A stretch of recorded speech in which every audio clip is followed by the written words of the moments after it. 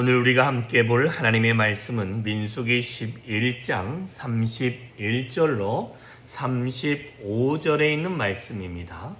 민수기 11장 31절로 35절 같이 읽습니다. 시작.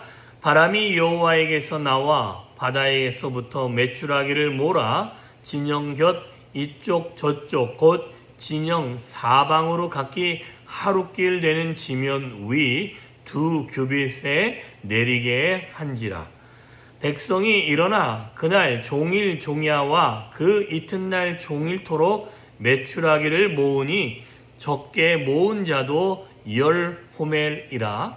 그들이 자기들을 위하여 진영 사면에 펴 두었더라.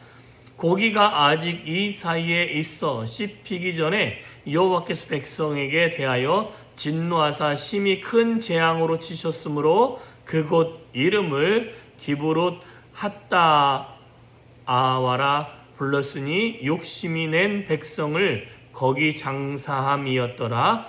백성이 기브롯 핫다아와에서 행진하여 하세롯에 이르러 거기 거하니라.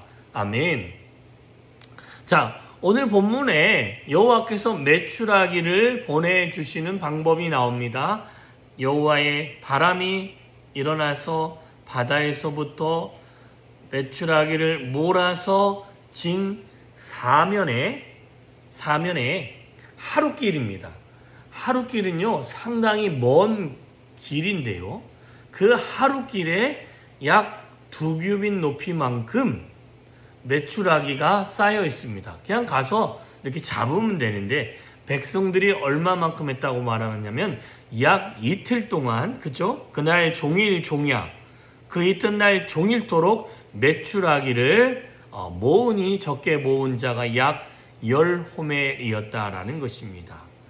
자, 그리고 10호멜이었는데 그들이 자기들을 위하여 진 사면에 그것들을 잡아서 펴두었다 라고 이야기를 합니다.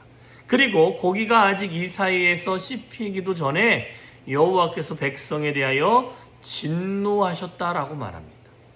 그래서 그곳에서 죽은 자들이 있다라고 되어져 있는데, 그래서 기브롯 핫다아와라는 이 지역이 그 탐욕의 그 욕심의 무덤, 탐욕의 무덤이라는 곳이 되어집니다. 그래서 거기에 누가 죽은 것이 되어질 수 있는데 메추라기를 먹은 장면과 그냥 거기서 장사되었더라 하니까 메추라기를 먹고 거기서 사람이 얼마나 죽었는지는 기록이 안 되어 있기 때문에 사람이 죽었는지는 모르겠지만 사람이 탐욕이 있었던 그런 지역이다라고도 할 수 있게 되어집니다. 우리는 광야에서 늘 하는 말이 만나와 메추라기를 주님이 허락하셨다라고 이야기합니다. 그런데 만나와 메추라기, 여기서 메추라기를 이야기할 때 우리는 축복의 말처럼 보이지만 그것이 아니라 만나가 축복이고요. 메추라기는 사람의 탐욕과 탐심과 욕심이 만들어낸 결과물이다라는 것입니다. 이렇게 해서 이들이 한 달 동안 먹게 되어집니다. 그 이후에 한 달 이상 먹었다라는 기록은 그 어디에도 없기 때문에 순간순간 고기를 주었다 이렇게 되어지지는 않습니다. 다만 제사장들이 제사 드렸던 고기를 먹은 것으로 보아서 백성들도 피체가 아닌 이상은 6월절에도 고기를 먹게 되어지지만 그들이 애굽을 생각하며 애굽에 있었을 때 우리는 돈 내지 아니하고 값없이 거저 고기 생선과 마늘과 뿐만 아니라 부추와 여러 가지를 먹었다 했던 그 욕심의 결과가 우리가 영양가가 없는 이 만나만 먹음으로 말미암아 이제 우리가 줄여서 죽게 되겠다라는 그 결과의 마지막 모습이 오늘 본문이라는 것입니다.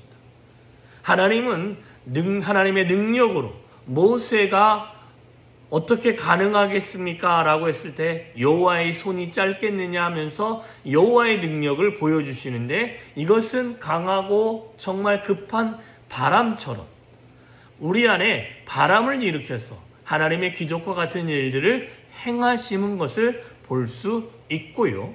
그 다음에 사람의 탐욕이 얼마나 큰지가 32절부터 나옵니다. 여러분, 그 고기를 얻기 위해서 사람들이요, 아침, 저녁 아무 일도 하지 않습니다. 메추라기 잡는 거, 그거 집는 거에만 관심이 있습니다. 하루에 쓰면 이 정도면은 괜찮겠다, 어느 정도 먹겠구나 하는 것이 아니라 그 다음에도 어떻게 합니까? 또 나가서 하루 종일입니다. 종일토록 메추라기만 잡습니다. 이틀 동안 아무 짓 하지 않습니다. 그리고 메추라기만 잡습니다. 그리고 메추라기 잡고는 또 무슨 일 합니까? 아무 일 하지 않습니다. 그 고기를 먹기 위해서 그걸 잡고 그것들을 진영 사방에 펴서 말리든지 아니면 그걸 갖다가 뭘 하든지 해서 그걸 펴놓았다라고 이야기를 하고 있습니다. 사람의 욕심이요, 이렇다라는 거예요. 우리 주변에는 고구마 밭이 좀 많습니다. 고구마를 캐는데요, 다 캐고 가지 않습니다. 상품성 되는 건 다 가져가지요. 그러나 상품성 되지 않는 것들은 내버려 두고 갑니다. 그것까지 싹싹 알뜰하게 다 챙겨가지 않습니다. 그래서 그런 것들이 끝나고 나면, 그 수확이 끝나고 나면 일반인들, 그것이 필요한 사람들은 또 이삭죽기라는 것을 하러 그쪽에 나아가 보면 상품성은 되지 않지만 우리가 먹을 수 있고 우리가 취할 수 있을 만한 고구마를 얻을 수 있다라는 것입니다. 이처럼 하나님은 욕심내지 않고 살면 얼마든지 살 수 있음을 우리 가운데 알려주고 있지만, 우리의 욕심이 무엇을 일으키느냐? 화를 일으킨다라는 것입니다. 그 화를 일으킨 것이 결국은 무엇으로 되어집니까? 욕심을 낸 백성을 거기 장사함이었더라. 그곳에서 묻었다라는 것입니다. 어찌 보면 그 욕심을 만들어낸 것은 민수기 11장에는 그들에게 속해 왔던 이스라엘 백성이 아닌 자들이 욕심을 내며 선동했던 사람들을 하나님이 그곳에서 장사했을 수도 있습니다. 그래서 우리가 잘 알고 있는 야고보서의 말씀이 욕심이 잉태한 즉 죄를 낳고 죄가 장성하면 사망에 이르게 되어진다 라고 말씀하고 있습니다. 사람이 탐심을 일으키니 그 탐심이 백성들을 선동해서 죄를 만들어내게 되어지고, 그 죄가 모세와 또 많은 사람의 그 마음을 힘들게 하고 하나님도 그 소리를 귀 기울이면서 어떤 결과를 만들어내게 되어집니까? 탐욕의 무덤을 만들어내게 되어지더라 라는 것입니다.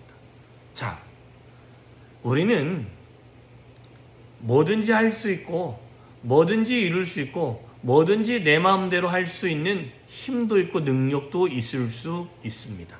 그러나 여러분, 욕심은 끝내는 화를 만들어내고 그 욕심이 사람의 인생을 올바르지 못하고 뿐만 아니라 신앙생활도 건강하지 못하게 만들어낼 수 있습니다. 하나님에 대한 열심, 그 열심이 주님이 뭐라고 말합니까? 구약에 있는 그 말씀을 인용하면서 나를 사모하는 열심이 성전을 삼켰다라고 표현하고 있습니다.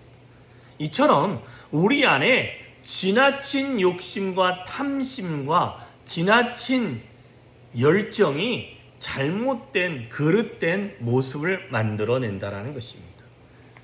하나님께서 우리에게 족함을 만족해서 사도 바울을 통해서 내게 일체의 비결을 배웠으니 그는 자족하는 마음이었다라고 분명히 말씀하고 있습니다. 저와 여러분이 만족하는 마음을 품고 살아가기 시작할 때부터 하나님의 은혜가 저와 여러분의 삶을 움직이고 더 보좌 가운데로 이끌며 하나님의 영광 가운데로 인도하여 가게 되어질 줄 믿습니다. 그 전능하신 하나님의 은혜를 사모하며 우리가 겸손히 주님 앞에 나아갈 수 있는 저와 여러분 되어주시기를 주님의 이름으로 축원합니다. 기도하겠습니다. 참 좋으신 하나님 아버지 감사합니다. 오늘도 복되고 귀한 하루를 허락하여 주심에 감사하고 하나님 정말 백성들의 탐심이 백성들의 그 욕심이 하나님 화를 일으켰던 모습으로 탐욕의 무덤을 탐심의 무덤을 만들었던 모습을 오늘 살펴보았습니다. 메추라기를 준 것이 우리가 성경을 읽으면서 그게 축복이 아니라 우리의 탐심의 결과로 하나님이 진노하신 결과로 볼 수 있는 자들이 되게 하여 주시옵소서. 그래서 하나님 우리가 세상에 대한 욕심뿐만 아니라 하나님에 대한 열정도 지나치면 그게 화가 되어지고 그 화를 그대로 키워가면 사망에 이를 수 있는 것을 잊지 않게 하여 주시옵시고 지나치지 않은 욕심 주님의 인도함을 받고 주님께 겸손히 나아갈 수 있는 우리들이 되어질 수 있도록 하나님 은혜 위에 은혜로 더하여 주시고 오늘도 주님이 우리를 붙들어 주시며 동행하여 주시옵소서. 그렇게 하실 주님을 찬양하며 예수님의 이름으로 기도하였사옵나이다.